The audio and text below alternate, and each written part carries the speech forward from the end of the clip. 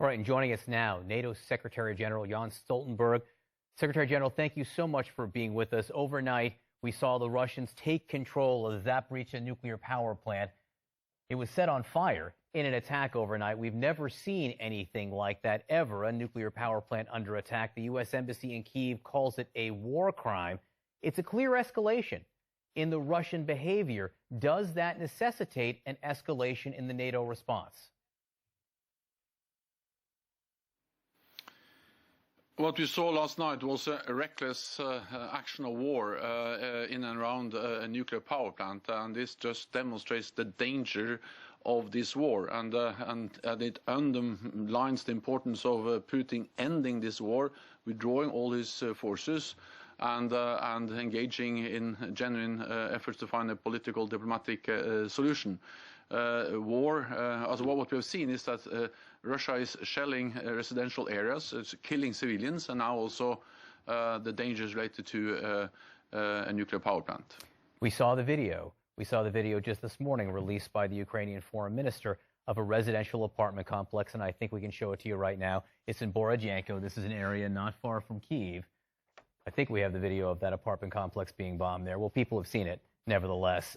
Clearly, civilians are being killed here.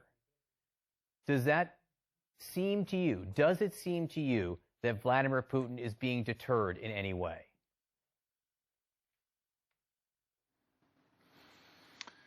This is President Putin's war. He planned it, and he is now waging the war against innocent people in Ukraine, blatantly violating international law. We warned him that if he once again invaded Ukraine, we would impose the most severe sanctions the world ever has seen. And that's exactly what we are doing. So we're imposing those costs.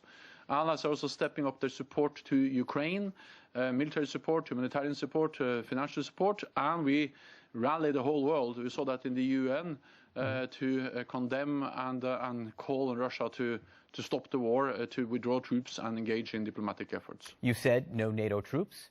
You said no NATO planes in Ukrainian airspace. When you see residential apartment complexes like that ablaze or in rubble, as a human being, is there any sense of remorse that you can't do more? What we see is heinous. It's a brutality. It's killing of civilians we haven't seen since the Second World War in Europe, and I think also the courage of the Ukrainian armed forces, the Ukrainian people, they really inspire the whole world to step up, and therefore NATO allies are providing more support, military support, but also humanitarian, including calling on talks to provide humanitarian corridors. But we also have a responsibility to make sure that this conflict doesn't spiral out of control and goes beyond Ukraine and end up as a full-fledged war in Europe involving many more countries, Russia against NATO. That will cause even more suffering, even more death, even more civilian killed. So therefore, we provide support. We are stepping up the support, but we also made it clear that we are not part of the conflict. We are a defensive alliance, and we will not move NATO troops or NATO air forces into Ukraine. Are you seeing any sign? You talk about NATO members here. Obviously, the Baltic states could be seen as an area of specific concern. Do you have any reason to believe they're under greater threat this morning?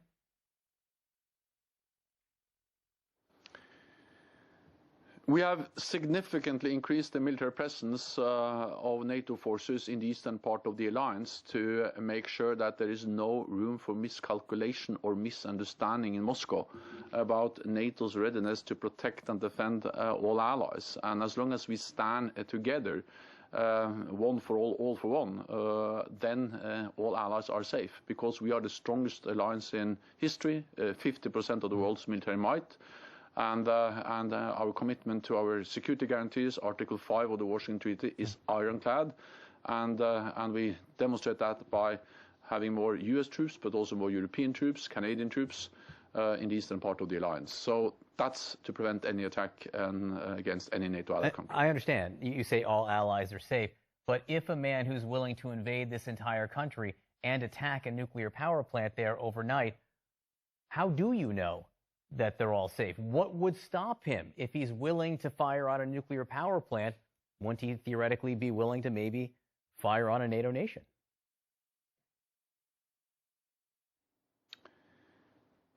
We have to minimize that risk, and that's exactly why we are doing what we are doing for more than 70 years. Also during the most difficult times during the Cold War, NATO was able to preserve peace, prevent an attack. And the main purpose of NATO is to preserve peace by sending a very clear message of deterrence to any potential adversary. And that's exactly what we do also to President Putin, to Moscow today. And if anything, this crisis demonstrates the importance of North America, Europe standing together. We see more US forces in Europe, but we see also the European allies and Canada are stepping up. Germany just announced 2% defense spending, 2% of GDP, 100 billion extra for defense, and Germany has doubled their presence, for instance, in Lithuania. I think this is a very convincing, a very strong message to Moscow about the commitment of all NATO allies to protect and defend each other. And this worked during the Cold War, and we have to make sure it works also today. Yeah, one of the ironies is NATO has never been more unified, it seems, than it is now. Vladimir Putin is getting the opposite of what he might have wanted. Anthony Blinken just did a NATO meeting in Brussels. What's next for NATO, Secretary General? Well, we will monitor the situation very closely. Allies are stepping up support for Ukraine, and we are increasing the presence in the eastern part of the alliance. And then, of course, we will continue to call on Russia to engage in diplomatic efforts to find a political solution to this conflict. And on the 16th of March, NATO defense ministers will meet, and they will have a discussion about the long-term consequences. What does this mean for NATO in the long term, both when it comes to our relationship with Russia, but also long-term adjustments to our presence, posture, military posture, especially in the eastern part of the alliance. NATO Secretary General Jens Stoltenberg, I know this is a very busy time for you. I appreciate you taking the chance to speak with us.